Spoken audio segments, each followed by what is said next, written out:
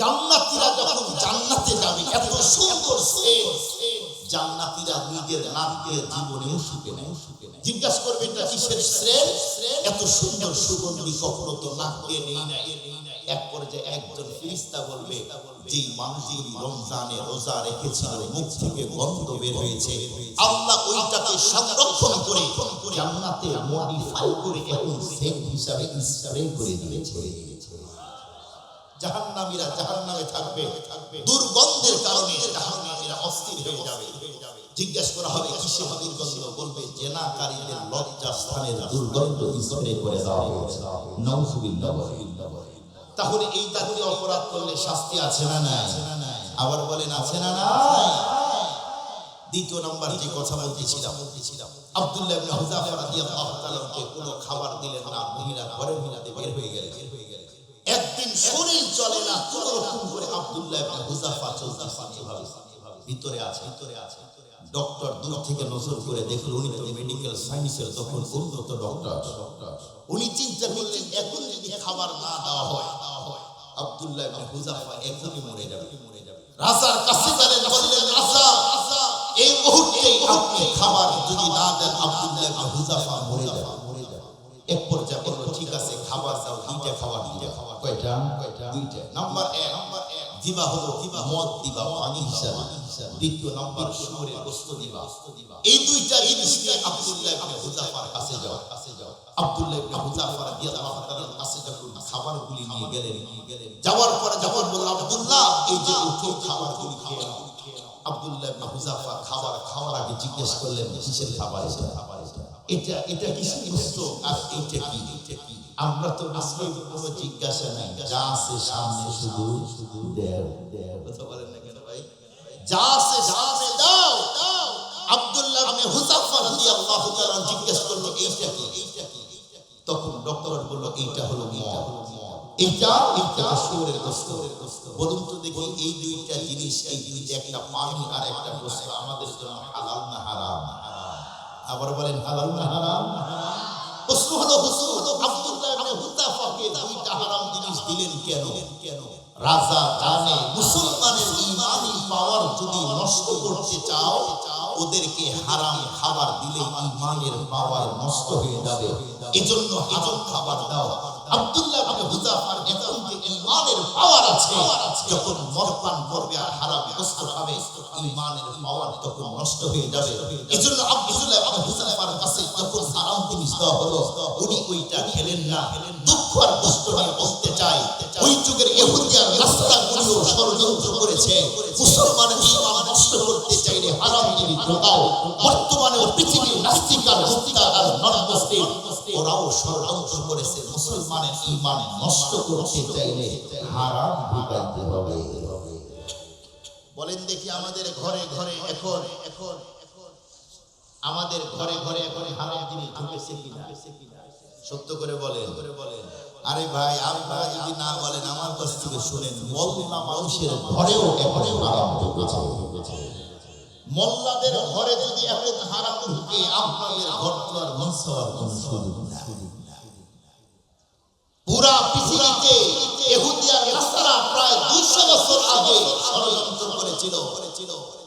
ব্রিটিশরাও ষড়যন্ত্র করেছে, 6টা ষড়যন্ত্র করেছে। এর মধ্যে 3টা বলি। একটা হলো মুসলিম নারীদেরকে ঘর থেকে বের করো, তারা সাকসেস। এখন আর কোনো ঘরের মেয়েরা ঘরে থাকতে চায় না, কোথায় যেতে চায়? বাহিরে। দ্বিতীয় নাম্বার ওরা জানে মুসলমানের ঈমানি পাওয়ার যদি নষ্ট করতে চাও ওদের মধ্যে হারাম ঢোকাও, পাওয়ার কমে যাবে। বলুন তো এখন আমাদের পাওয়ার বেশি না কম? পাওয়ার বেশি না কম? কেন? হারাম সব জায়গায় হারাম। আল্লাহর ঘর মসজিদও এখন হারাম ঢুকেছে, নবীর ঘর মাদ্রাসাতেও এখন হারাম ঢুকেছে। সম্মানিত উপস্থিতি, আব্দুল্লাহ ইবনে হুযাফা রাদিয়াল্লাহু তাআলা দ্বিতীয় নম্বরের পরীক্ষা নিলেন। তৃতীয় নম্বরের আরো একটা পরীক্ষা আছে, আমি আপনাদেরকে তৃতীয়টাও বলবো ইনশাআল্লাহ। ওয়াজাতটা রেখে যাব না। হযরত আসবেন এর আগে আমি আপনাদেরকে 2-4টি কথা বলতে চাই। আব্দুল্লাহ ইবনে হুযাফা বললেন ডাক্তার এগুলো নিয়ে যান। আমি খাবো না। এমন গর্জে উঠে আওয়াজ দিলেন, ডক্টর আশ্চর্য, তিনি যেই লোকটাকে দেখলাম কিছুক্ষণ আগে মনে হয় যেন তার অন্তিম মুহূর্ত চলতেছে, মরে যাবে, ওই লোকটা এত শক্তি পাওয়ার পাইল কিসের পাওয়ার? জোরে বলেন, জোরে বলেন। বডি দেহে এগুলি শক্তি না, ঈমানের পাওয়ারে ডক্টরকে বলল মুসলিম জীবন যাবে, হারাম হবে না। রাজাকে তথ্য দিলেন, রাজা অবস্থা বড় ভয়াবহ, এখনো তার ঈমান নষ্ট করতে পারলাম। রাজা বলল ওদের ঈমান আরো একটা কৌশলে পরীক্ষা করো। কি কয়? ওদের জন্য ডেক তৈরি করো, পুরা ডেক তেল দিয়ে ভরে দাও, পুরা ডেক তেল দিবে, তেলগুলি যেন এতটাই ফুটন্ত হয় ওর মধ্যে কোনো মানুষকে নিক্ষেপ করতে দেরি, পুরে যেন মাছের মতো মানে ভাজা হইতে যেন দেরি না। পুরাটা ডেক একদম ভরে দেওয়া হলো, প্রায় 17টা ডেক করা হলো। সবার সামনে দাঁড় করায় দিলেন। আব্দুল্লাহ ইবনে হুযাফা রাদিয়াল্লাহু তাআলা দাঁড়িয়ে আছে। এরপরে আরো মজার কথা আছে, বলবো ইনশাআল্লাহ। আমি গত বছরে তার আগের বছর একদিন বাদ মাগরিব হবে সম্ভবত এই ঘরে আমি বয়ান করেছিলাম। কিছু জায়গা কালেকশন করেছিলাম, আলহামদুলিল্লাহ তখন অনেক জায়গা হয়েছে। এরপরে মাদ্রাসার বড় ভাইজান বললেন যে ভাই এরপরে আরো জায়গা কিনেছি, এখন আলহামদুলিল্লাহ আরো 1100 জায়গা কিনেছি, মোট 6 লক্ষ টাকা বাকি। তাহলে আল্লাহ পাক সুন্দর জায়গার ব্যবস্থা করে দিবেন। বলুন তো দেখি, আপনার নিরপেক্ষভাবে প্রতিটা মানুষকে উত্তর দিবেন, এই গেট থেকে মাদ্রাসা পর্যন্ত ঢুকলে ছাত্রদের উঠা বসা চলাফেরা, তাদের কথা বলা দেখলে ভালো লাগে না খারাপ লাগে? সত্য করে বললেন কি আপনারা? আমি নিজে মুগ্ধ হয়েছি। অনেক বড় বড় বিল্ডিং এ গিয়েছি, বড় বড় বিল্ডিং ওয়ালা মাদ্রাসায় গিয়েছি, ওই পরিমাণ মজা পাওয়া যায় না। ভাঙ্গা মাদ্রাসা ছোট, এখানে সবচেয়ে বেশি মজা পাওয়া যায়। অনেক জায়গা বিল্ডিং আছে বিশাল, কিন্তু ছাত্র নাই। এখানে বিল্ডিং নাই, কিন্তু আলহামদুলিল্লাহ ছাত্রের অভাব নাই। এজন্য আপনাদের কাছে চাই, আসেন কোন আল্লাহর বান্দা 6 লক্ষ টাকা লাগে, এই ধোপাবাইয়ের সামনে যত বিপদ আছে সমস্ত বিপদ থেকে তুমি মুক্ত করো। দোয়া শোনার পরে ধোপা চিন্তা করলেন, দোয়া তো চমৎকার, আরেকটা রুটি দিলেন, দ্বিতীয় আরেকটা রুটি দিলেন। ধোপা আবার দোয়া করলেন, আল্লাহ আমার এই ভাইয়ের আপনজন যারা দুনিয়া থেকে বিদায় নিয়েছে, চলে গেছে, তাদের সবাইকে তুমি ক্ষমা করে দাও। ধোপা যখন দ্বিতীয় রুটি দিলেন, এ দোয়া করলেন, এরপরে ধোপা কাজ করতে গেল। কাজ করতে যাওয়ার পরে কাজ করে যখন আসতেছে, সমস্ত লোকগুলি সবাই অপেক্ষায় আছে, ধোপার আজকে মৃত্যু হবে, আমরা মজায় মজায় দেখব। সমস্ত মানুষগুলি নজর করে, ধোপা গান গায় আর চলে, গুন গায় আর যাইতেছে, ধোপা গান গাইতেছে আর গান গাইতেছে আর যাইতেছে। উম্মতগুলি এসে ওই যুগের নবীর কাছে বললেন যে আমরা তো শুনলাম আপনার কথা, ধোপার মরণ হবে, কিন্তু কই ধোপার তো কিছুই হলো না। বলে ঠিক আছে, ধোপাকে ডাকো। যখন ডাকা হলো, যখন তার গাঁটটি পটলা খোলা হলো, খোলার পরে নজর করে দেখে একটা আসওয়াদ কালো সাপ, মুখটা শিকল দিয়ে বেরি দিয়ে কে যেন বেঁধে দিয়েছে। নবী যখন জিজ্ঞেস করলেন একটু পরে কামড় দিলা না কেন, তখন বলতিছে কামড় দিব কেমনে, ও আল্লাহর রাস্তায় দান করেছে, ওই ফকির দোয়া করেছে, যে আল্লাহ রাস্তায় সদকা করেছে, দান করার কারণে আল্লাহ ওরে হেফাজত করেছে। এইজন্য দান করলে আপনাদেরকে একটা কথা শিখাই দিই, জীবনের শুরুতেই সকালেই যখন ঘর থেকে বের হবেন, দিনের শুরুতেই কিছু টাকা আল্লাহ রাস্তায় দান করবেন, এরপরে বের হবে, দেখবেন সারা দিন আল্লাহ তাআলা আর কোনো মুসিবত বিপদ দিবে না ইনশাআল্লাহ। ভাই ওই ছেলেরা ভিতরে গিয়েছে, আপনারা যারা দাঁড়িয়ে আছেন মেহেরবানি করে বসেন, বসেন বসেন, আপনারা মেহেরবানি করে বসেন, হুজুর চলে আসবে। এই যে অগোছালো পরিবেশ, ফাঁকা ফাঁকা হয়ে আছে, দেখতে সুন্দর দেখায় না, মেহেরবানি করে বসেন, হুজুর চলে আসবে। এর মধ্যে আমি আমার বাকি কথা শেষ করে দিই, আপনারা কি বলেন?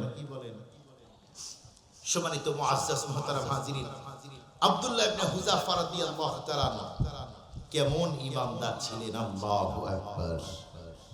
আগুনের সামনে দাঁড় করায়া, ডেকের সামনে দাঁড় করায়া বলতেছে, আব্দুল্লাহ আমি তোমাকে যেই প্রস্তাব দিয়েছিলাম, আমার প্রস্তাব গ্রহণ করো। কি হবে? বলে তাহলে তোমাকে আগুনের মধ্যে ছেড়ে দিব না, এছাড়া তোমাকে এখনই শেষ করে দিব। আব্দুল্লাহ ইবনে হুযাফা তখন বলল যে রাজা, আমি আগের উপরে এখনো অটল আছি, তুমি আমাকে কোনো অবস্থাতেই সেই জায়গা থেকে সরাইতে পারবা না।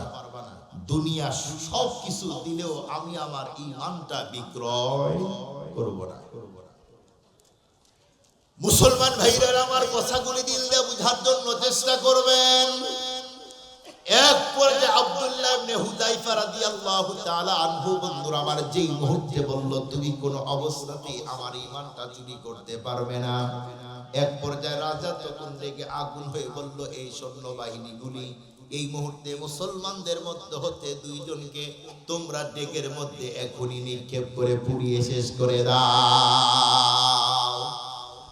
দুইজনকে যখন বন্ধুরা আমার আগ ডেকের মধ্যে নিক্ষেপ করা হলো, আমাদের বন্ধুরা আমার যখন মা বোন এমনকি আমাদের অয়েলগুলি বন্ধুরা আমার দেখবেন তেলের মধ্যে তেলগুলি যখন বন্ধুরা আমার তেলগুলি যখন ফুটন্ত টকবক করে গরম হয়, যখন ওই তেলের মধ্যে বন্ধুরা আমার মাছটাকে ছেড়ে দেওয়া হয়, বলুন তো দেখি মুহূর্তের পর মুহূর্তের মধ্যে পুরা মাছটা ভাজা হয় কি হয় না? আব্দুল্লাহ ইবনে হুযাফার সামনে দুইজনকে যখন তেলের মধ্যে নিক্ষেপ করা হলো, মুহূর্তের মধ্যে দুইজন বন্ধুরা আমার ভাজা মাছের মতো হয়ে গেল। কোন কোন বর্ণনার মধ্যে এসেছে দুইজনকে তেলের মধ্যে নিক্ষেপ করার সঙ্গে সঙ্গে গোশতগুলি তেলের সঙ্গে মিশে গেল, হাড্ডি গুড্ডিগুলি বন্ধুরা আমার তেলের উপর দিয়ে ভাসতেছে। এক পর্যায়ে রাজা আব্দুল্লাহ ইবনে হুযায়ফার বন্ধুরা আমার কাছে আসার পরে ডেকে বলল, আব্দুল্লাহ এই মুহূর্তে তুমি যদি ঈমান থেকে দূরে না যাও, ওই যে তোমার সৈন্যবাহিনীদেরকে আমি বন্ধুরা আমার যেমন তেলের মধ্যে নিক্ষেপ করে দিলাম, এই মুহূর্তেও তোমাকে নিক্ষেপ করব, তুমি বাঁচাইতে পারবা না। আব্দুল্লাহ ইবনে হুযাফা কথা শুনে চোখের পানি ছেড়ে কান্না করছে। আব্দুল্লাহ ইবনে হুযাফার বন্ধুরা আমার চোখ দিয়ে টপ টপ করে পানি পড়ে। সেই মুহূর্তে রাজা বলতেছে নিশ্চিত এখন কাম হয়ে গেছে, আব্দুল্লাহ ইবনে হুযাফা বন্ধুরা আমার এখন ঈমানটা ছেড়ে দিবে।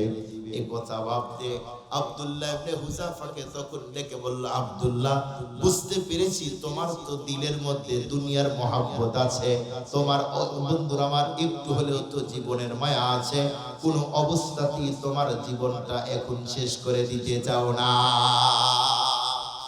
আব্দুল্লাহ ইবনে হুযাফা মুস্কি হাসিতে বলল, আরে পাগল বলে কি, আমি তো আমার জীবনের জন্য মায়ায় কান্না করি নাই। আল্লাহু আকবার বলেন, আমি আমার জন্য কান্না করি নাই, তাহলে কান্না করছো কেন? উনি বলতেছেন আমি কান্না করি আমার রবকে দিলে দিলে কন্টাক্ট করে বলি, আয় রব তুমি তো আমাকে একটা জীবন দিয়েছো, তুমি যদি আমাকে 1000 জীবন দাও, তুমি যদি লক্ষ জীবন দাও, তুমি যদি কোটি জীবন আমাকে দাও, তুমি যদি কোটি কোটি বার এই দুনিয়াতে পাঠাও, আমি তোমার জন্য কোটি বার জীবনটা উৎসর্গ করে দিব, কিন্তু কোন বেঈমানের কাছে আমার ঈমানটা বিক্রয় করে দিব না। আব্দুল্লাহ ইবনে হুযাফা রাদিয়াল্লাহু তাআলা সেই সময় বলল, আমি এই জন্য কান্না করতেছি মৃত্যুর ভয়ে না। রাজা তখন ভাবলেন এরা সাধারণ পুরো মানুষ না, একবার দুইবার তিনবার পরীক্ষা নিলাম তার ঈমান চুরি করতে পারলাম না, প্রথম পরীক্ষা নিলাম সম্পদ দিয়ে নিজের কন্যা দিয়ে কোনো অবস্থাতেই তাকে এক চুল ঈমান থেকে নড়াইতে পারলাম না, দ্বিতীয় নাম্বার খাদ্য দিয়ে ঈমান পরীক্ষা করতে চাইলাম তাও পারলাম না, তৃতীয় নাম্বার পরীক্ষা করলাম আগুন কি বলে ডেকের মধ্যে তেলের মধ্যে নিক্ষেপ করে দিব তাও পারলাম না, এর পরের কোনো অপশনে গেলে নিশ্চিত আসমানি গজব বেশি আমি ধ্বংস হয়ে যাব। আল্লাহু আকবার বলেন। রাজা এখন বলল, আব্দুল্লাহ তোমাকে আমি ছেড়ে দিব, তোমার পেরেশান করতে হবে না, ছেড়ে দিও। এখন যখন পারে না তখন বলতিছে পেরেশান করতে হবে না, বুঝলেন কি কথা? এখন পারতিছে না যখন বলতিছে তোমাকে পেরেশান করতে হবে না, ছেড়ে দিব, তবে একটা শর্ত আছে। আব্দুল্লাহ ইবনে হুযাফা রাদিয়াল্লাহু তাআলা বললেন, তোমার কি শর্ত বলো? বলে আমার এই কপালে তুমি যদি একটা চুমু দাও তাহলে আমি তোমাকে ছেড়ে দিব। আব্দুল্লাহ ইবনে হুযাফা বললেন, আমি তোমাকে চুমা দিব, আমার শর্ত দুইটা। কয়টা? দুইটা। নাম্বার 1, তোমার এই কারাগারে যতগুলি মুসলিম আছে সবাইকে এখনই আমার সামনে ছেড়ে দিতে হবে। দ্বিতীয় নাম্বার, আমি যখন তোমার কপালে চুমা দিব ডাইরেক্ট দিব না, উপরে কাপড় দিয়ে চুমা দিব। তুমি কি রাজি? আব্দুল্লাহ ইবনে হুযাফা বলতেই রাজা তো রাজাই, মাথা নত করতে চায় না। আবু জেহেল মার্কা। ইতিহাস পড়েন আবু জেহেল, উনি সেই সময় বলেছিলেন তোরা যদি আমাকে মারবি তে ঘাড় মাথা যেন ছোট না থাকে, একটু বড় করে মারবি, আমার ঘাড়টা যেন মাথা যেন বড় থাকে, উঁচু থাকে, দেখা যেন যায়, দেখলেই যেন বুঝতে পারে এটা আবু জেহেলের মাথা। মরার সময় নত হতে চায় না। রাজা তখন বলল যে ঠিক আছে, আমি তোমার দুই প্রস্তাবেই রাজি, তুমি কি আমার এটাই রাজি? হ্যাঁ। আব্দুল্লাহ ইবনে হুযাফা রাদিয়াল্লাহু তাআলার সামনে সমস্ত সৈন্যদেরকে আনা হলো। আব্দুল্লাহ ইবনে হুযাফা সবাইকে দেখার পরে অন্তর জুড়ায় গেলেন। আলহামদুলিল্লাহ বলেন। আমাদের দেশে ওই সাহাবায়ে কেরামের ঈমানের মতো আল্লাহওয়ালা কিছু বুজুর্গও ছিলেন। আল্লামা মামুনুল হক সাহেব হাফিজাহুল্লাহ, তার বাবার নাম শাইখুল হাদিস আজিজুল হক রাহমাতুল্লাহি আলাইহি। তাকে সেই সময়ের স্বৈরা শাসক যখন জেলখানায় বন্দী করেছিল ছাত্র সহ, মনে আছে কি আপনাদের? যখন ছাত্ররা বললেন যে আমাদের হুজুরকে ক্লাসের টাইম ছেড়ে দেন, সমস্ত পুলিশ বাহিনী বলল যে না, ছাড়া যাবে না। ছাত্রগুলি বললেন হুজুরকে ছেড়ে না দিলে আমরা আজকে জেলখানার এখানেই আমরা ছাত্র হিসাবে হাদিসের বুখারী শরীফ নিয়ে বসে যাব। হুজুর ভিতর থেকে দরজ দিবে। অবস্থা যখন বেগতিক হলো, প্রশাসনের লোকগুলি প্রধানকে ফোন দিয়ে বললেন বস অবস্থা খারাপ, ছাত্রগুলি তো যায় না। বলল ঠিক আছে, হুজুরকে ছেড়ে দাও। হুজুর তখন বললেন, শাইখুল হাদিস রাহমাতুল্লাহি আলাইহি তখন বলেছিলেন, এই পুলিশ, আমি তো বের হব, কিন্তু আমারে চোখ দিয়া আমার ছাত্রগুলি যেন আগে বের হয়। যতক্ষণ এই দৃশ্য না দেখবো আমি শাইখুল হাদিসও বের হব না। আমার ছাত্রদেরকে আগে ছেড়ে দাও, আমার ছাত্রদেরকে আমার সামনে ছেড়ে দাও। আমার ছাত্রদেরকে যদি ছেড়ে দাও আমি তাহলেই বের হব, এছাড়া না। প্রশাসনের লোক বলে ঠিক আছে, ছাত্রদেরকে আগে বের করে দাও। ইতিহাস, বাংলাদেশের ইতিহাস, সেই জায়গায় শাইখুল হাদিস রাহমাতুল্লাহি আলাইহি জেলখানাতে হাদিসের দরজ দিয়েছিলেন। সম্মানিত মুআজ্জাজ মুহতারাম হাজিরিন, আব্দুল্লাহ ইবনে হুযাফা রাদিয়াল্লাহু তাআলা আনহু বললেন ওদেরকে ছেড়ে দাও, যদি ছেড়ে না দাও কোনো অবস্থাতেই আমি তোমার কপালে চুমা দিব না। সমস্ত বাহিনীদেরকে ছেড়ে দেওয়া হলো। সামনে আসলো আব্দুল্লাহ ইবনে হুযাফা রাদিয়াল্লাহু তাআলা আনহু রাজার কপালে কাপড় দিয়ে চুমা দিলেন। এরপরে সৈন্য বাহিনী নিয়ে যখন আবার নিজের দেশে ব্যাক করে রওনা দিল, এদিক দিয়ে ওমর ফারুক রাদিয়াল্লাহু তাআলার কাছে সংবাদ আগেই পৌঁছে গেল। হযরত ওমর ফারুক রাদিয়াল্লাহু তাআলা আব্দুল্লাহ ইবনে হুযাফা রাদিয়াল্লাহু তাআলার কপালে চুমা দিয়ে বললেন, আব্দুল্লাহ, তোমার ঈমানের এত পাওয়ার, এত মজবুত তোমার ঈমান, তুমি আজকে রাজার কাছে ঈমানের পাওয়ার দেখিয়েছো। মনে রাখবেন আল্লাহ পাক সেটাই বলেন, ওয়ালা তাহিনু ওয়ালা তাহজানু ওয়া আনতুমুল আ'লাউ ইন কুনতুম মুমিনিন। বিজয় তো তোমাদেরকে দিব, তোমরা ঈমানের উপরে উঠে আসো। আসমান আল্লাহর, জমিন আল্লাহর, গ্রহ নক্ষত্র ধূমকেতু গ্যালাক্সি তারকারাজি সবকিছুই আল্লাহর। ওই আল্লাহর প্রতি পূর্ণ যদি ঈমান থাকে, আমাদের ঈমানের মধ্যে শিরক আর বেদাত যদি না থাকে, সাহাবায়ে কেরামের ঈমানের মতো যদি ঈমান হয়, অবশ্যই আল্লাহ পাক সাহাবায়ে কেরামদেরকে যেমন আসমানি নুসরত করেছে, সাহায্য করেছে, বলুন তো আমাদেরকেও করবে কিনা? কথা বলেন, করবে। এখন করে না কেন? কারণ আমাদের ঈমানের অবস্থা এখন ভালো না। ঠিক না ভুল বললাম? সাহাবায়ে কেরামের পাওয়ার ছিলেন ঈমানি পাওয়ার। কিতাবের মধ্যে এক বর্ণনা এসেছেন, একজন সাহাবী সেই সময় গিয়েছেন যুদ্ধ করার জন্য। রাজা বললেন যাও, ওকে আমার সামনে আসতে বল। যখন ভিতরে আসবে তার আগেই গেট দারোয়ান দেখে বলাই, কই থেকে আসছে? বলে আমি এই যুদ্ধের যতগুলি লোক আছে এর প্রধান। ও আচ্ছা তুমি? হ্যাঁ আসো। যখন ভিতরে আনা হলো, ভাই আমি বুঝতেছি না, টাইম টুইম আপনারা কিছুই বলেন না, এইভাবে তো করা যায় না। না এটা তো বলবেন না, আমার আরো টাইম নাই, ওয়াজ করতে পারবো, সমস্যা নেই। কিন্তু একটা কথার যদি টাইম থাকে এখানে শেষ করা যায়। কষ্ট শেষ করে দিয়ে আবার নতুন করে ধরলে কষ্ট হয়। কথা বলেন দেন। নতুন একটা বাড়ি করলেন, বাড়ি কমপ্লিট, কয়েকদিন পরে যদি এসে এই হাল্লা ডিজাইন ভালো হয়নি, তাহলে ওই বাড়ি ভাঙ্গা যায়। কথা বলেন না কেন? বাড়ির কাজ তো কমপ্লিট। বসেন, আমি যেটা বলতেছি শেষ করি আর মাঝে হুজুর আসুক। আপনারা কি বলেন?